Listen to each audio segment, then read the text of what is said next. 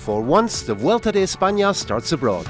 The Arena of Nîmes is the starting point this year, and France is only the third foreign country to host the Tour of Spain. Many participants of the 72nd edition can have ambitions to win the Vuelta. Froome, winner of the latest Tour de France, is looking for a historical double Tour de France Vuelta that no one managed to accomplish since Bernard Hinault in 1978. But there are others who can have legitimate hopes to arrive victorious at Madrid. Like Romain Bardet, third of the latest Tour de France, who participates on the Vuelta for a very first time. Or the Italians Nibali, winner here in 2010, and Aru, winner in 2015.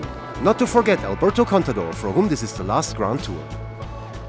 On day 1, Rohan Dennis from BMC takes the stage, and things get serious as soon as stage 3.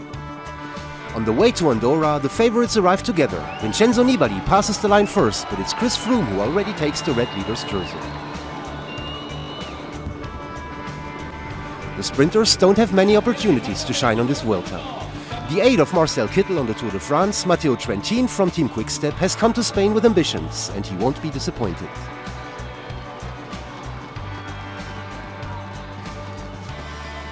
The Italian takes the stage at El Pozo, and he will dominate all massive sprint finals in Tarragona, Tomares, and especially Madrid. But Trentin will unfortunately not be able to take the green jersey of Chris Froome, who will bring a very solid performance during the 3 race weeks. More than the sprinters, it's the breakaway specialists and punchers that make this Vuelta. Audacity and attacks are rewarded, and several escape groups go all the way from stages 5 to 8. Alexei Lutsenko wins for Astana in Alcocebre.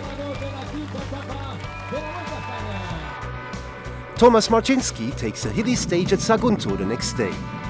The Polish will also take stage 12 at Antequera. Young riders like Matej Mohoric and Julien Alaphilippe will also see their breakaways be successful. At the end of the first race week, Chris Froome hits his rivals hard on the Poblet Nou de Benitachell. The British attacks on the short 4-kilometer ascent with an average slope of 9%. He takes the stage, puts his opponents behind, and shows that he has no intention of letting go of the red jersey anymore. The second race week favors aggressive riders also. Team Sky dominates the race ranking, but one man is the great revelation in the mountains. The 23-year-old Colombian Miguel Angel Lopez, Fabio Aru's teammate at Astana, takes stage 11 at the Calar Alto Observatory. Then wins again 4 days later, leaving Contador and Bardet behind on the final ascent. Certainly not the last we have seen from this young rising star. Christopher Froome seems to suffer at the end of the second race week and tries to stick to his teammates Nive and Pils as best as he can. But the day off, followed by the only individual time trial of this Vuelta, will set things straight again. At Logrono, Froome takes 1 minute off his rivals in the race ranking and now lies 2 minutes before second-placed Nibali. But it won't be enough to sit back and relax. The last race week remains very exciting. The Belgians continue to impress with the first career success for Sander Armé from Lotto Soudal on stage 18. The day after, it's his compatriot Thomas de Gendt who takes a stage on the Vuelta after having been successful on the Giro and the Tour de France already. A grand slam for the Ghent. The battle for the red jersey stays exciting, as is shown on stage 17. Contador finishes second behind the Austrian Denifl, and Chris Froome loses 40 seconds to Nibali. But this will not destabilize the British, neither will Alberto Contador's daily attacks. The aggressive Spaniard will be rewarded with one of his greatest victories at Angliru the day before the arrival in Madrid. He takes the last stage after a solitary ascent and finishes 4th in the race ranking.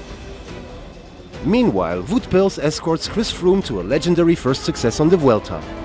Behind him, Vincenzo Nibali and the Russian Ilnur Zakarin from Team Katyusha complete the podium. Froome wins the Vuelta and also takes the green and white jerseys. A complete triumph for Chris Froome and a heroic last Vuelta for the local Alberto Contador.